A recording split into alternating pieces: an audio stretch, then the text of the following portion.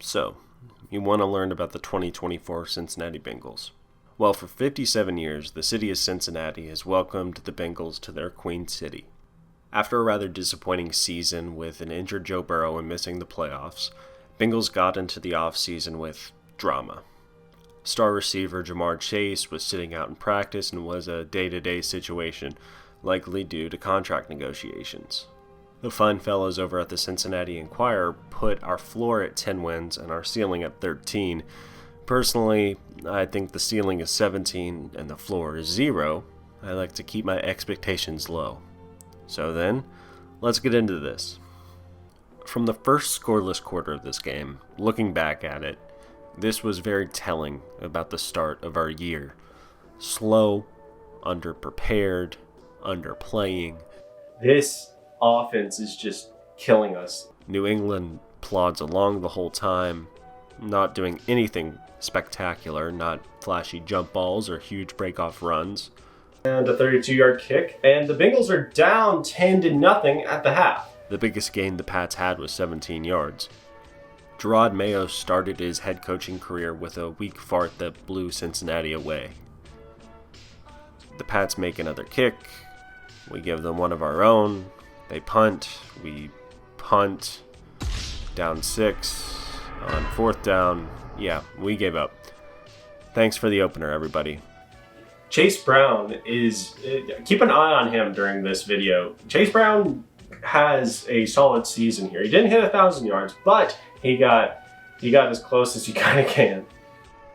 Appreciate the orange out. We were just so bad. This offense was lethargic. I'll give props to the Pats. That defense was up and running. They knew the tide was against them. They responded appropriately.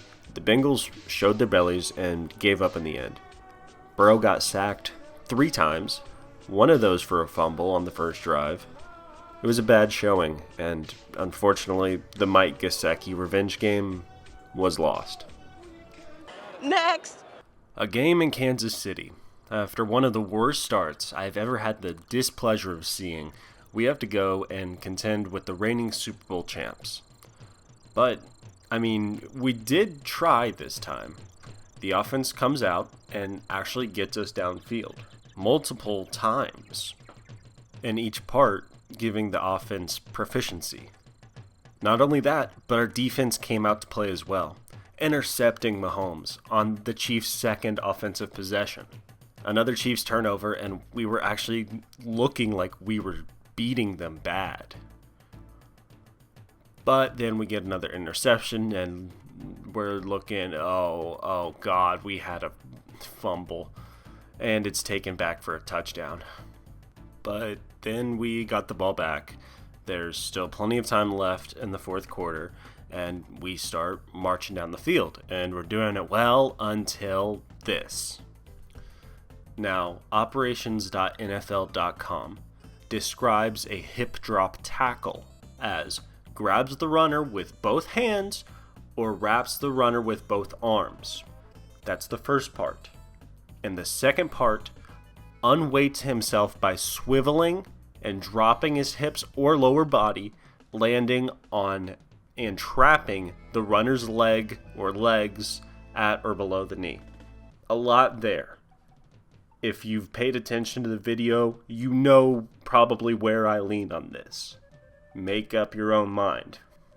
Then Chase gets up, complains about a dirty hit, which he may have read the rules and, he experienced the hit, so he had a couple of similarities that maybe he decided to bring up to the ref, and the ref didn't exactly like those comparisons and gave Jamar a unsportsmanlike conduct charge, which put us at 3rd and 22. Mike Gesicki gets the ball, takes it, 7-10 yards forward, and then, we at least make the kick. The Chiefs get the ball back, and Kelsey does something that a 37-year-old body usually isn't able to, which gets called back very funnily by a holding call. The Chiefs are now at 3rd and 20, and And if you actually watch this clip right here, if you were paying attention during the rule explanation that I had, attribute that to this tackle as well. You got to give the refs one thing. If they're not going to call it for them, they won't call it for us. But they also didn't call that guy for unsportsmanlike conduct for mouthing off to a ref, so we can still claim some Chiefs bias here. We get the ball back, and we are terrified by the Chiefs' defense and punt, giving the Chiefs little over 2 minutes to march down the field and get a field goal. The Chiefs are doing what the Chiefs do. This is like their thing that they're probably the best at. They start making their way downfield when all of a sudden they get a penalty. This puts the Chiefs' backs against a wall, and now they're on 4th and 16. Mahomes throws the ball, and I do love how that ref just chucked that flag. He's like, I'm going to win this for the Chiefs. Let's go. They move a little bit more down the field. The kicker kicks. The clock goes down to 0, and the Bengals lose the game. We are now 0-2. Overall, a decent chapter in the Bengals-Chiefs rivalry, but not one I'll be remembering for very fond reasons. Next! Now, this was a fun game. I'd gone up to North Hollywood after a long hike to watch this game at my first Bengals bar outside of the greater Cincinnati area. Going into this game, it wasn't clear how good the Commanders could be. The odds weren't in the Commies' favor, and for understandable reasons. Tampa Bay came into the year with a hot win, and the Commanders won a quote-unquote ugly game thanks to 7 field goals. Brian Robinson Jr. did have a breakout game with 133 yards on 17 carries.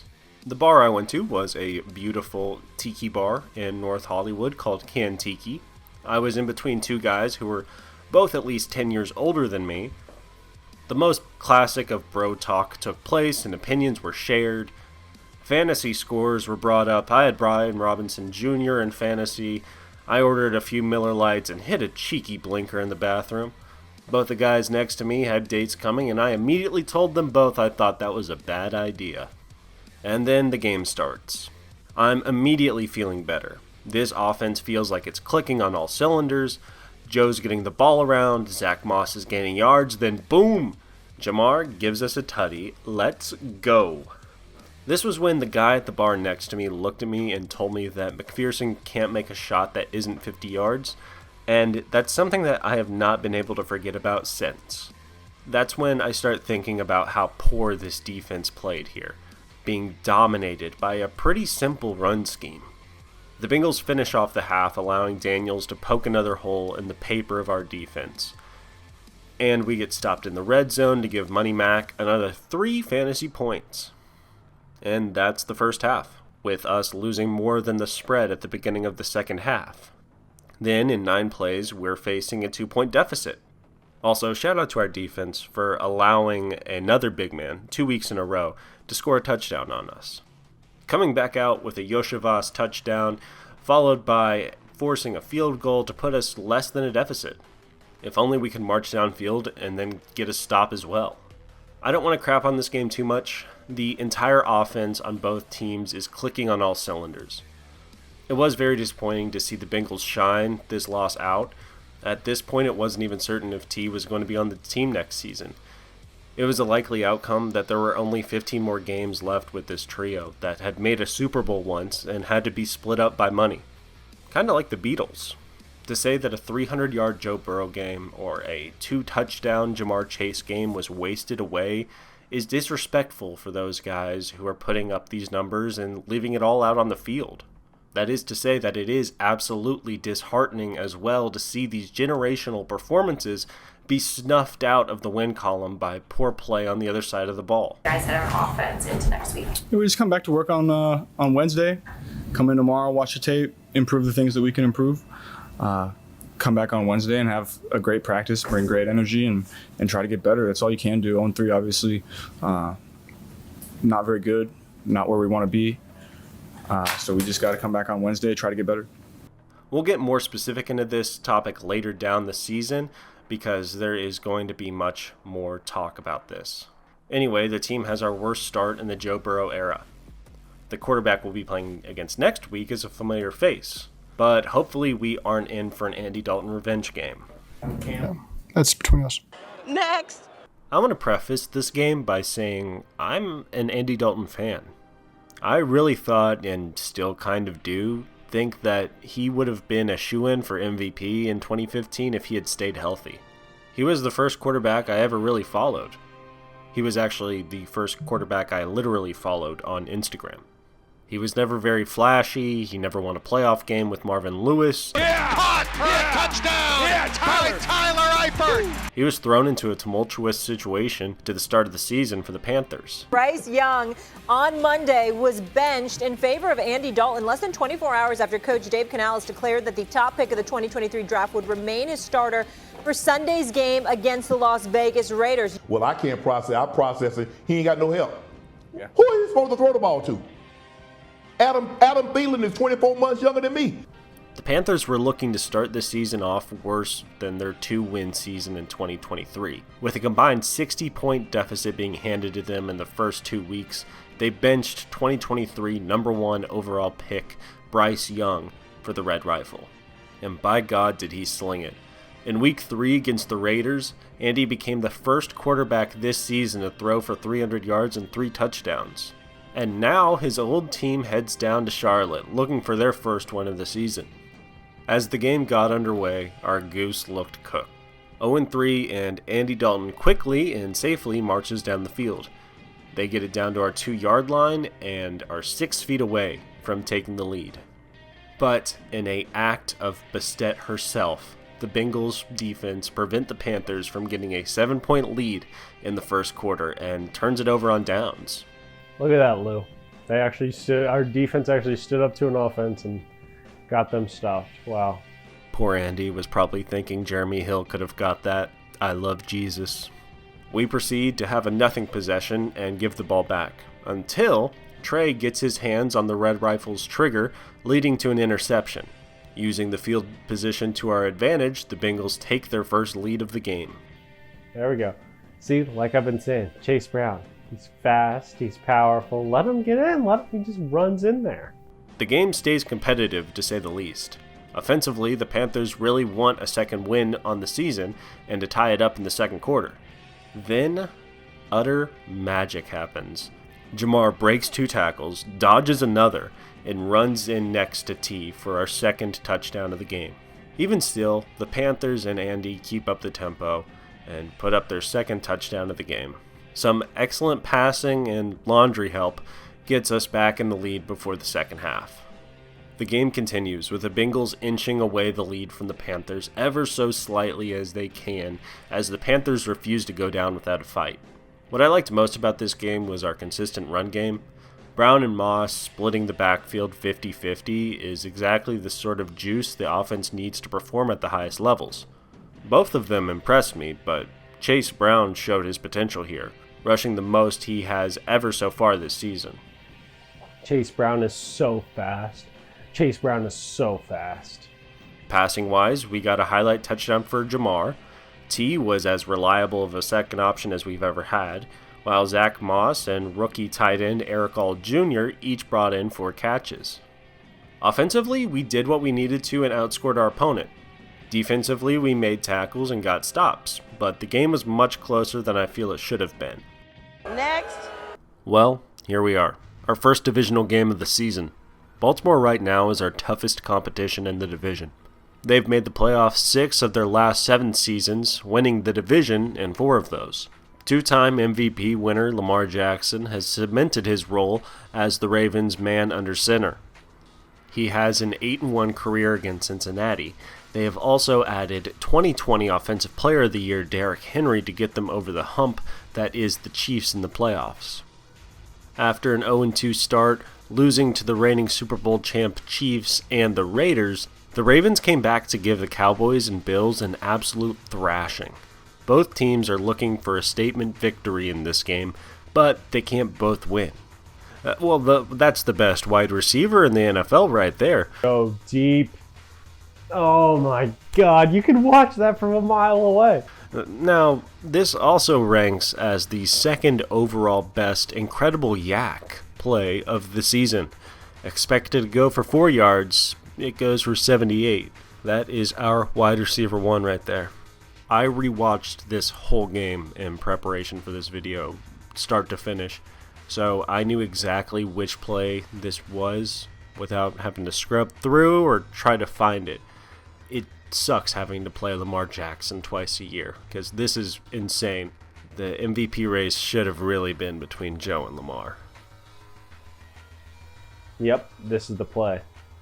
Goodness. Keep Sam Hubbard down. And it's a touchdown. Oh my goodness. Well, you know, at least this game is a all-time classic. It's just a shame that it wasn't an all-time classic for the Bengals. Sucks that we had to lose it. Even if we did end in such a lame way for us, it was the highest scoring matchup between the two teams. Both teams played their heart out. I feel sorry for both defenses, honestly. Having to go against the best QBs in the game, as well as having to guard Jamar Chase or Zay Flowers, those were some fireworks. Well, anyway, on to New York. Next. Our first primetime game of the year. The Giants had a better record, but not our level of play. Beating Cleveland and Seattle, the Giants were still using Daniel Jones, while Malik Neighbors started to make a clear name for himself in East Rutherford. Let's see how it goes. My favorite part of this game was watching Joe run. He gets out of the pocket every now and then. He isn't the fastest, but he will go for it, and seeing him go all that way, live, just another reminder that we have the best quarterback in the NFL. Oh, there he goes. There he goes. There he goes, baby. No reason to do that but to get the touchdown. Give him the snarl, Joe. Give him the snarl. And this seemed like an actually defensive-heavy game. The Giants would punt on every possession they got in the first half. The possessions that they didn't throw an interception, that is. We didn't fare that well either. After the opening touchdown drive, we would end up punting on every drive after that for the rest of the first half, not being able to get over 7 plays per drive. This is the first time that we allowed less than 10 points in 76 games. Our best defensive effort here in a while.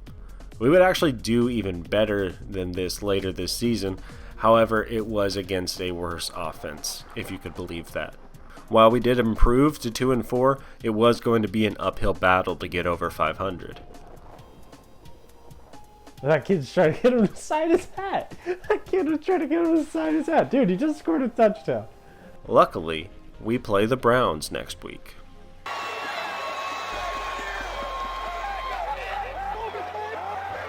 Next. Our first Battle of Ohio this season. Last year, we opened to Cleveland, where we absolutely embarrassed ourselves. Those 2023 Browns even made the playoffs with an immaculate Joe Flacco run. Well, this season they are without the comeback player of the year, Joe Flacco, and they have decided to bring back in Deshaun Watson, a man set on ruining his legacy and the safety of women around him. The man who had 22 SA civil lawsuits brought against him would be starting at QB this game. Many fans of the Browns and the NFL in general would consider this a bad move. Let's see how this plays out. Charlie Jones started out the game with a kick return touchdown. Yeah, that's got to be one of the best ways to start the game. Oh.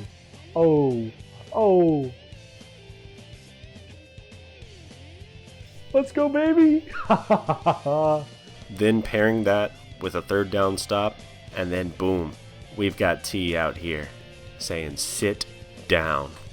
The defense is playing well overall, but Deshaun Watson is a terrible QB. It's hard to make a 3rd and 16 play work even this far back into your own territory. Maybe this was a mistake by play calling, but Watson throwing short did not make the crowds happy. Decent play on defense, which is surprising given how much flack they've gotten so far. The field seems an extra 50 yards longer. And then Deshaun's Achilles snaps. This injury was actually cheered on by some Browns fans during the game as he was being carted off field, leading to a man with a interesting Wikipedia, Jameis Winston, feeling the need to defend him. Nick Chubb, who I look forward to seeing on the Texans this season, spins in for a touchdown to tie up the game right before the half. Chubb is returning from a nasty season-ending injury from last year, where he had torn his MCL and damaged his ACL. Sam Hubbard picks off DTR, and honestly, that's game. Not much else is able to happen here. We win the first battle of Ohio for the season, now to face the Eagles, to hopefully try and get to 500 on the season. May God be with you. Next. Well, won't you look at that? We were actually favored against the future Super Bowl champs in this game.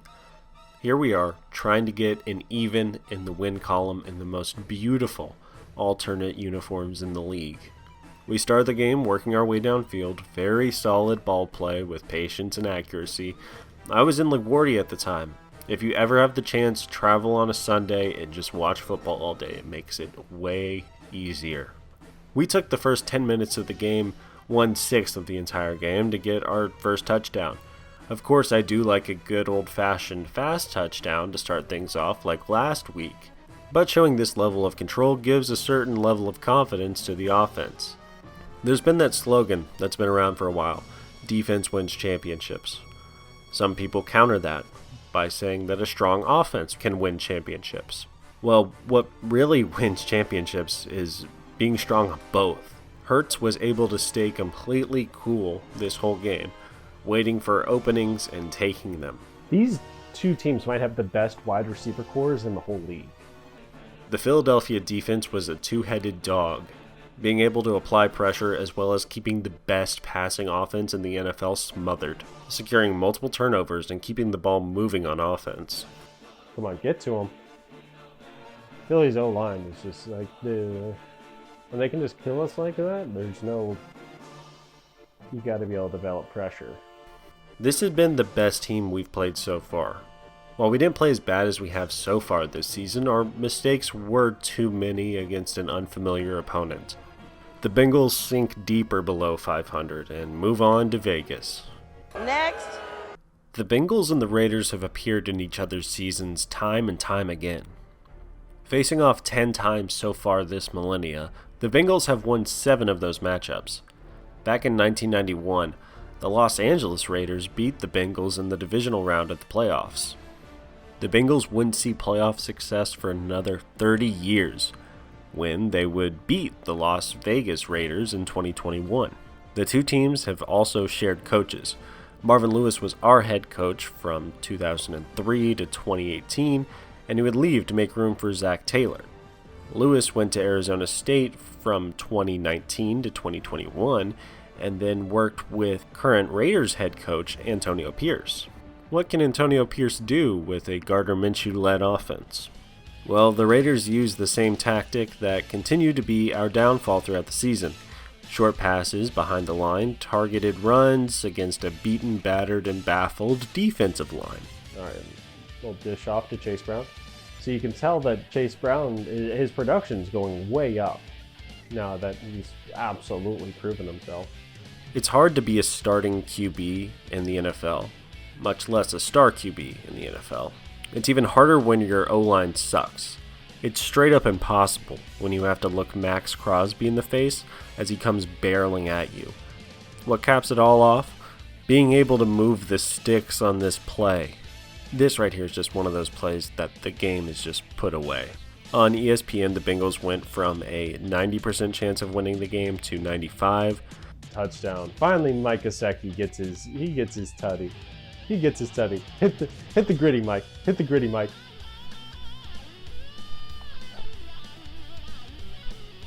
This would mark the official end to Minshew Mania, as he would get benched for Desmond Ridder. Minshew was being eaten alive out there. It's hard to argue against pulling him. Hendrickson is having himself a day on defense with sack number 4, leading to a fumble recovered by the Bengals. The Raiders' offensive line did act like a revolving door for our D-line, especially Trey. This defense gave our offense the chance to show out, and they did gloriously. 5 sacks on the day is something to be very proud of, especially with our defensive struggles so far this year. Here we are, 1 game under 500. Next week, we have the chance to do it. We've just got to beat the Ravens. May God be with you. Next. Well. Here we are again. Another year, another having to go to Baltimore on a Thursday night. I hope this isn't as bad as last time. Both teams are on short weeks, last playing 4 days beforehand. The Bengals are still trying to claw their way back to even. Let's get this train going. Houday. T is out with a quad injury. Luckily, the Bengals have the best wide receiver in the game. We start off the game with a clean 6-minute drive into the end zone with a Chase Brown rush. Chase Brown is really growing on me by this point. I love watching him run. He just refuses to quit. But I really hate playing Lamar. One of my favorite parts about watching this team is seeing Joe and Jamar's chemistry on field. Jamar!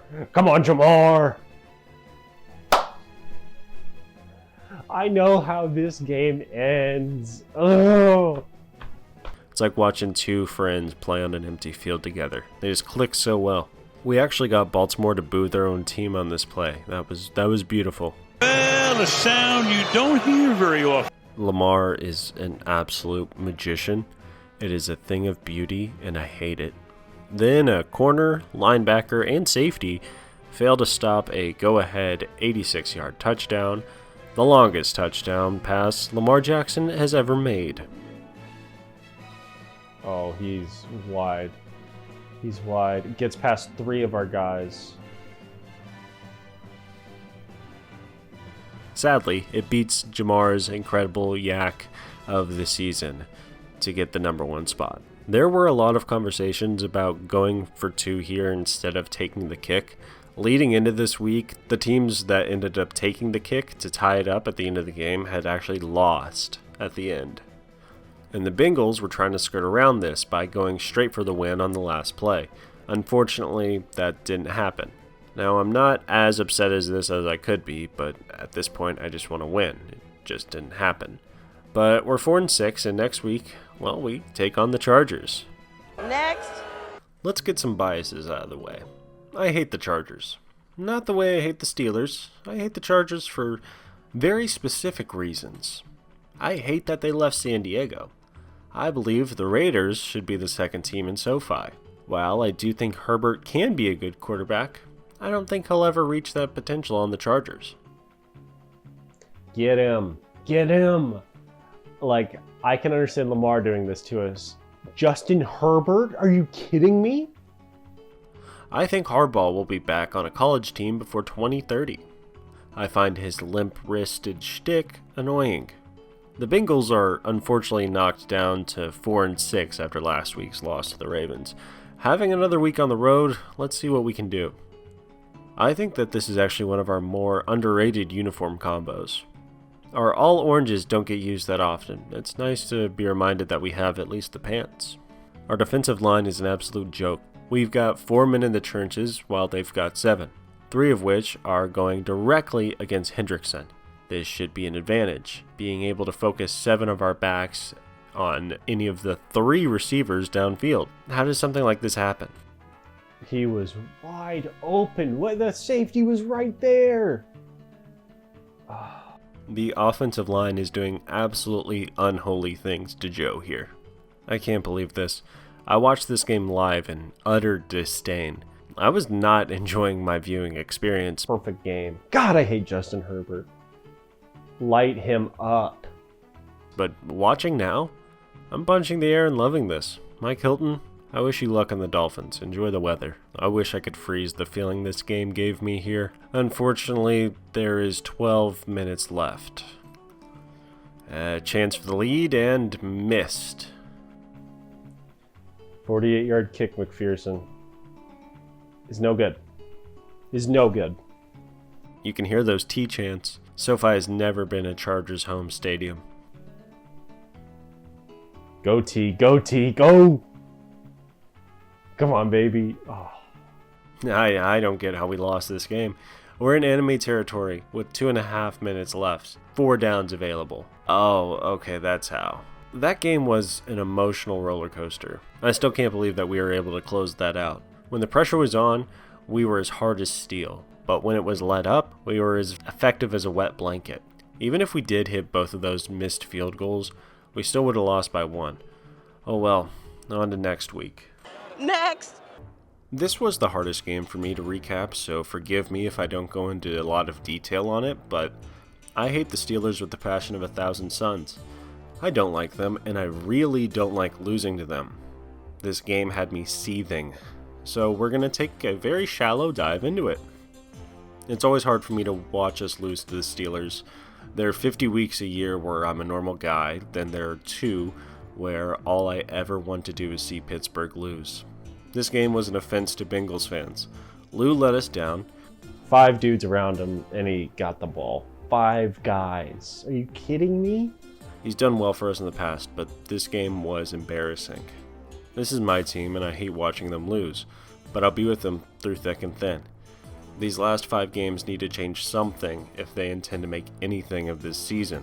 And until then, I am going to forget this game for the rest of my life. Next.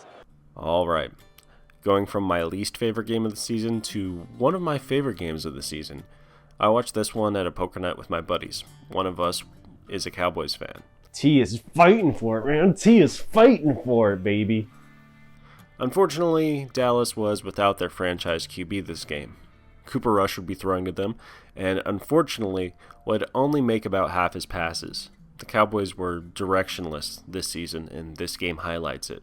Unfortunately, CeeDee Lamb can't win this game himself. That's something that only Jamar Chase can do.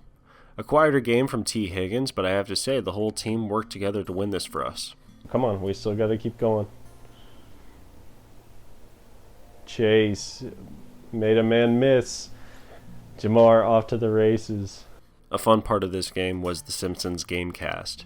The NFL had been experimenting more often with this style of game to watch. They had an early iteration of this with the Toy Story game the year before, and this game was the next step after that game. Both teams were being looked at as disappointing, and the NFL tried to move the game to a more marketable matchup. Luckily, they were unable to. Because of that, we got this clip of Lisa Simpson absolutely burning the Cowboys. The Bengals did their thing and did it well. Highlights include that insane Jamar Chase run and that punt recovery that likely cemented this win for us. Jamar showed out in this game. 177 yards from 14 catches, bringing 2 of them in for touchdowns. Absolutely showed out. Hopefully, he'll do the same again against the 3-10 Titans next week. Next. Playing the Titans, the Battle of Kentucky. Yeah, I don't know what to call this rivalry because, it kind of feels like a rivalry at this point, but I guess it's technically not. We were absolutely embarrassed by them last season with a 3-27 point loss. Derrick Henry even threw a touchdown on us in that game. But nevertheless, let's see how they're performing this year. Oh, isn't this great? Like it. And it's intercepted. Dang! A 3-10 team starts the game by picking us off, and Tony Pollard runs in for a touchdown. I can't even pretend to be upset. These Titans are a weak team. From some big Jamar catches to embarrassingly losing to our offensive line. A Tyler Boyd touchdown is nice to watch too. I've missed him, but I do love our receiving core now. A week before the 2025 season, he's a free agent, and if he hasn't hung up the cleats, I wouldn't be surprised if a team down a wide receiver would want to pick him up while making a run for the playoffs. He played for the Bengals for 8 seasons, racking up 6,000 yards and 31 touchdowns. We allow another big man to have a career highlight with this stiff arm. I'll give you credit though to T'Vondre Sweat. He started 16 of 17 games as a rookie and ended the season tied 12th for Defensive Rookie of the Year. Oh, Will Levis. The UK prospect has been getting poked fun at by NFL fans. If he had a competent team, I think he could have a Fitzpatrick-style career. Poor guy didn't do well this game either. He would end up throwing for 89 yards and then would be benched for Mason Rudolph, Kenny Picketing himself. They wouldn't let him play again for 3 weeks. Beautiful. Beautiful. Is that Sam Hubbard? It is. What is he doing out there? J.J. Watt looking dude. Come on now. Bang. Lovely. We had our own problems with offensive turnovers this game. Joe had 2 interceptions and a fumble. Almost a quarter of his interceptions this season came from this one game. That was still a little too close for my comfort. One of the big lowlights from this game was Jordan Battle dropping the ball before he crossed the plane for a pick six. Oh my god! I can't believe it. Like, I watched this game and I can't believe it. Oh. Oh my god. I was like, I can't believe it. Yeah, no wonder I can't believe it, because it didn't happen. Oh man. It was this second time happening this week, as Jonathan Taylor did the same thing earlier in the day, but luckily we were winning our game. Mason Rudolph also threw a pick early in the fourth. The Bengals start to shave time off the clock. First down, Chase Brown keeps them moving on offense. The Titans make a last-minute touchdown to cut the lead to 10 as time expires.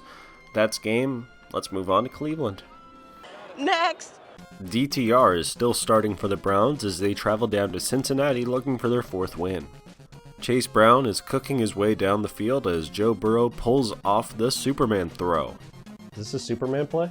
Yeah, it is. Oh. The Browns offense is making our defense look locked down.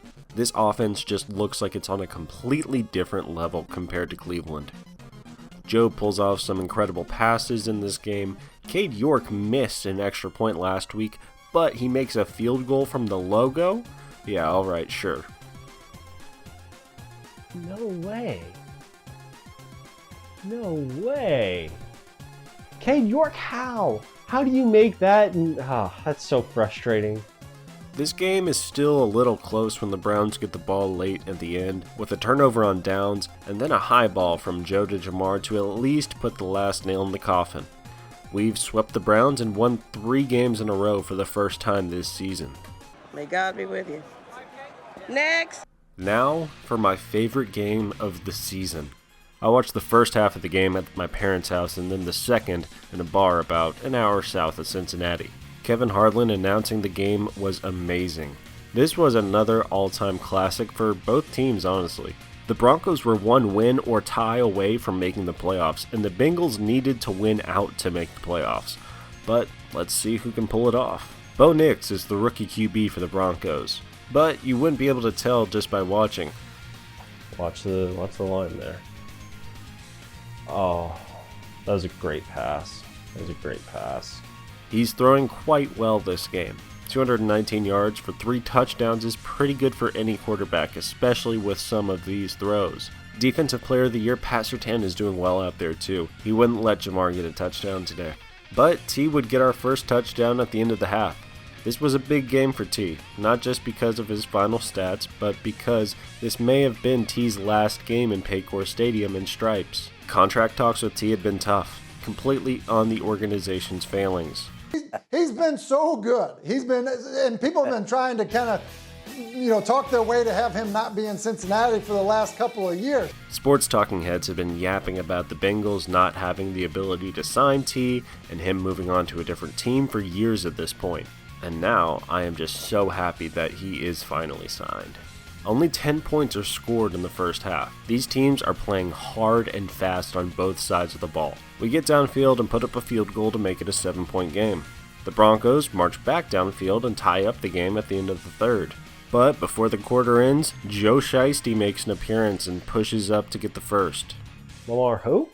This allows T to Moss. The fourth quarter of this game is just filled with beautiful football. T, you monster! Oh my god. This pass from Nix is absolutely perfect. It ties up the game and we get the ball back. T has an unfortunate fumble, giving the Broncos back the ball with 4 minutes left. It's looking dire at this point until our defense steps up. The Bengals take us downfield and we are treated to a Joe Burrow tush push and gritty. Once again we have the lead, but unfortunately Bo Nix pulls off 3 of the best throws I have personally ever seen, while Mims and Sutton were the definition of clutch in these plays. Caught! Touchdown! Mims got the ball! The calls from Kevin Harlan make this all the better. And we are in overtime. This feels like a playoff game. We then get to 4th down at midfield and have to give the ball back. But a poor pass from Nix gives us the ball back with less than 5 minutes left. The Bengals make their way downfield and try to make a 33-yard field goal to finish the game when he doinks it. But something is in the air this game. The defense pulls a 3-and-out, and it's just enough. T takes us down to the end zone, and then he catches one for a touchdown. And goal. End zone. Caught. Higgins. Touchdown. Bengals win. And they are alive in the playoff race. We win the game. Joe will have thrown 39 times this game for 412 yards, and T brings in 3 touchdowns. What a game. And we are now at 500 for the first time this season. We are so back. The only thing keeping us from a winning season is the Steelers. May God be with you. Next. I'm used to seeing Pittsburgh at the end of a season. The season I truly evolved from an average Cincinnati enjoyer to a true orange and black bleeding-hearted Bengals fan was 2015. This season would end with an embarrassing loss to the Steelers in the wild card round of the playoffs. I won't go into much detail about that game here because I intend to look at this in the future. I just want to give context to the rivalry between these two teams, as well as my own personal experience watching as a fan. Before this game, the Steelers had already clinched the playoffs. However, are playing for home field advantage, so they have plenty of reasons to ball out. Next week, they host Kansas City. Are the Chiefs resting starters? The Broncos, if they win that game, check mark, they're in the playoffs, that's it. But if the Broncos lose next week, look, it's a check mark for both the Dolphins and for the Bengals, and look how wide open the door would be for the Dolphins. They would then just need to beat the Jets, and it would be the Dolphins making the playoffs. From the Bengals standpoint, they need Miami to lose next week on top of Denver. If both of those things happen, no small order here, but Cincinnati just has to beat Pittsburgh, do all of those things. The Bengals would end the year on a 5-game winning streak, would sneak into the playoffs, and would go to Buffalo against a Bills team that would probably rather play someone else. The Bengals will only make the playoffs with a win here, and the Broncos lose to the Chiefs, who are resting their starters. Because of that, it was looking very likely that the Broncos would win and eliminate us from playoff contention. This game seemed bleak, and from the outside looking in, the Bengals had nothing to play for. The season was over, and the Bengals would miss the playoffs for a second year in a row. It was disappointing. It was completely out of our control, except it wasn't. There were so many points I've talked about where if we had just made one tackle or catch or intercepted the ball or not fumbled, the little mistakes just added up to 8-8 with slim to no chances at the playoffs. Why even play? Football is a competition. These players live for it. They spend their days and their dreams out on the field. They don't go out there for Mike Brown or even me. Some might go out there for the money. But at the end of the day, they are all there to win. They have pride in their craft. And in the face of nothingness, they strive for greatness. It's cold in Pittsburgh, and we'll be cold right back at them. The Bengals march downfield and Joe gets the ball to Jamar in the end zone. We get some defensive stops as well as a field goal to go up 10-0 at the end of the first quarter. The Steelers make it to the end zone and bring it within 3 points. The teams trade turnovers and the Bengals make a kick at the end of the first half, putting us up 6. The Bengals work their way downfield until a sack stops them and forces a field goal. Now we're up 9. We get the ball back and make another field goal. Now we're up 12. I'm liking this, but I know how fast we can lose these leads. We have to keep up the gas. And now, with a Freiermuth grab, it's a 5-point game. They trade possessions, and while Pittsburgh punts it, we touch it, making it a live ball, and the Steelers get the ball back. This is what I'm talking about. I dread this part of every game. I am sweating at this point. The Steelers need a touchdown, and we're relying on that defense that's been getting dragged all season long. First down, Pickens drops the ball. Then Freiermuth puts them within the 30-yard line. Cordell Patterson does nothing with the first down run. Then on 2nd and 9, Trey makes a huge sack, his second of the game. Third down, and it's a missed pass as well as a holding call. What were they thinking? The drive ends in a field goal, and now it's a 2-point game, and the Bengals get the ball back with a 2.5 minutes left. Special teams runs the ball up to the 44-yard line, but we get stuffed into our own territory as the 2-minute warning hits. We punt, giving them less than 2 minutes to get 2 points. Any possible hope to a postseason is on the defense. This is the most interesting part of the game. The Bengals defense has been terrible all season long. The Bengals defense has been a laughingstock of the NFL. Every talking head has had something to say about the Bengals defense. Everyone that I knew had something to say about the Bengals defense. And it was annoying. And so to see them show up like this. For the first play, the Steelers lose 4 yards in precious time. On second down, Wilson throws 3 yards downfield. The clock is running. It's 3rd and 9. The Steelers are on the 25. They need at least 25 more yards to even think about a field goal. They make a 17-yard throw. They've got a chance. Wilson makes a run for 4 yards. On 2nd and 6, Trey sacks Wilson for a 3rd time, forcing the Steelers to call a timeout. 3rd down, Wilson drops back, looks left, looks right, chucks it to Pickens, who is wide open and misses the throw. I think this is one of my favorite plays right here.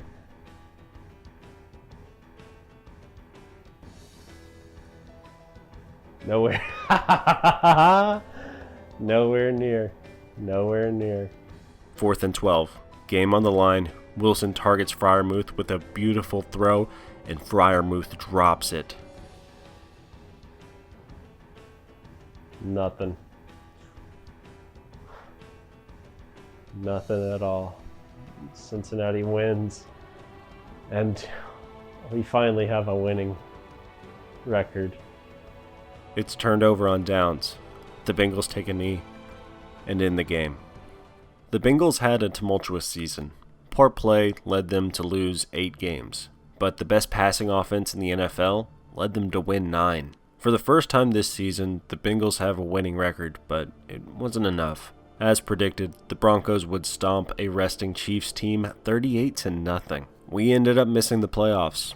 This team is capable of amazing things. I've seen it happen countless times this season. Amazing throws, defensive stops I didn't see coming at all. This next season, Joe, Jamar, and T are all together again, and it's looking like it'll be that way for years. I can't wait to do next season's review. Stay tuned to Big Lex as I take you through the 2025 season with weekly recaps for each of our games.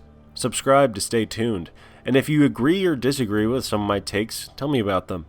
If you like this video, leave a like, and if you have a Bengals fan or a football fan that you think would like this channel, send them over a link. I'm Big Lex, and I'll see you on the turf.